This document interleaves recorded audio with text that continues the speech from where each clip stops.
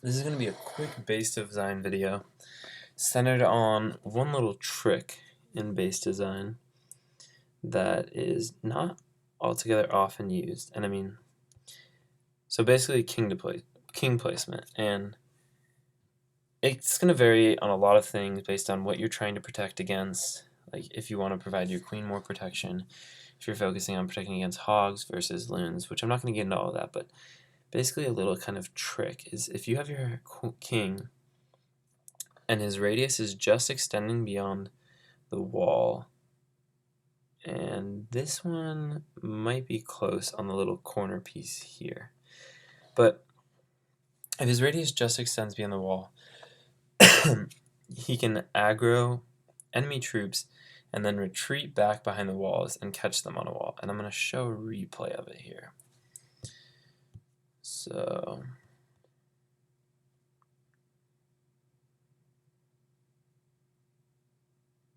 this is going to be Horus defending.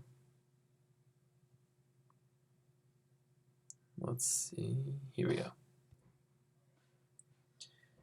So Dom, one of our guys who was on the other side in the scrim, was attacking Horus, and we're going to skip past this part.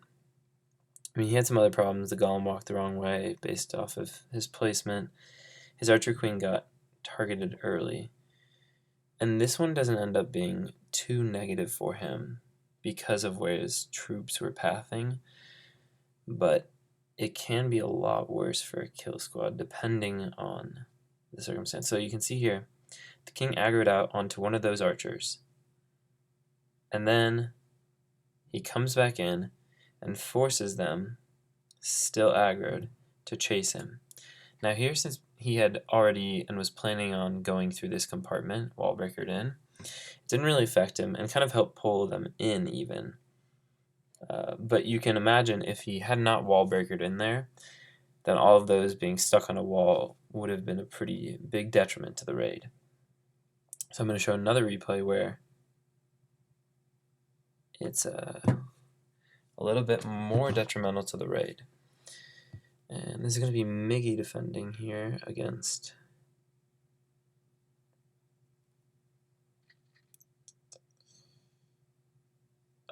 Dom again. Alright. So Dom was twice this war the victim, and so you can see this king placement, his radius probably extends kind of maybe to the first tile of that gold mine out, like right around the middle of it. So it just extends over the wall enough that he can aggro onto a troop out there, but then other troops will get drawn in once he retreats behind the wall. And so let's take a look at this one.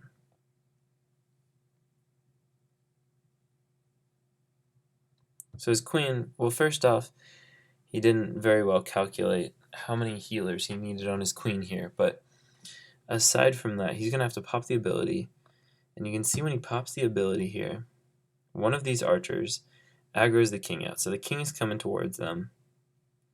He's going to take a swipe, and now the queen and those archers were locked on. So the queen is locked onto him.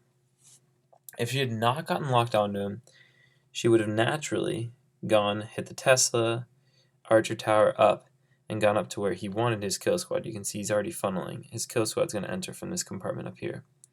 But because that king was able to come out and then retreat based off his aggro range just outside the wall, this queen is going to get locked on, has to hit the wall, and then he's going to have to burn his rage and poison early, and his queen's going to go down, which ultimately costs him the raid.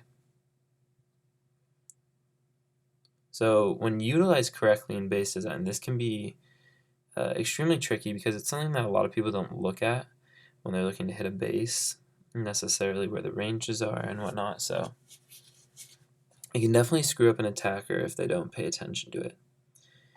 And unfortunately, Dom was the victim of it here, and somewhat also to Horus as well. So anyways, that's just a quick base design video. An interesting concept that you might want to work into a base depending on how you're trying to use your king in your base defense.